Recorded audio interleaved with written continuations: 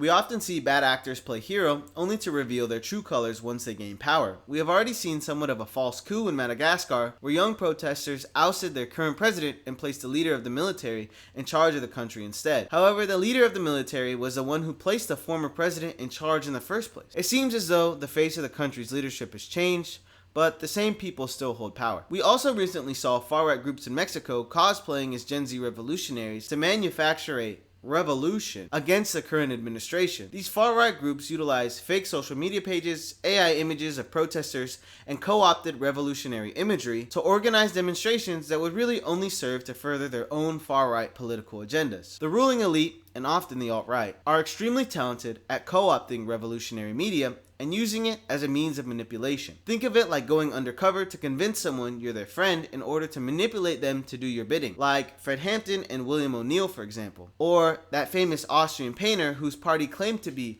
Social Democrats. It sounds similar to Democratic Socialists, but I'm willing to bet that him and Mamdani don't have similar political ideology. The alt-right parties in Mexico use the straw hat flag from One Piece because they know it has been used all over the world as a symbol of revolution and liberation for Gen Z. They're hoping to get the youth to destabilize the government for them under the guise of revolution. This is just the latest example, but this same thing has happened countless times. I could make an entire video on this topic, but some quick examples are the Punisher symbol being used by cops, the Don't Tread on Me flag being used by staunch supporters of the government, and the American flag itself being used by our corrupt and oppressive government. All of them, for many people, have come to symbolize the very thing they sought to destroy. This is done intentionally, of course, to mislead people and to disrupt the language of the revolutionaries, therefore sowing distrust between them. It doesn't just stop at flags either. This includes music, art, memes, movies, and any other form of revolutionary media. We must remember that just because someone waves a flag, it does not mean they support the cause. Beware of those who call for revolution and those who call themselves revolutionary. A big red flag is anyone who says that only they alone can lead the revolution. History has shown us time and time again how easy it is for these people to betray us. One of the reasons the straw hat flag and Luffy, the man it represents, is such a great symbol for the revolution is because Luffy openly states multiple times that he cannot achieve anything without other people's support. Good leaders understand they can only achieve things through the help of other people. It is often manipulative despots who claim to have the sole power to influence people in politics. If you want to have a collectivist society and a collectivist government,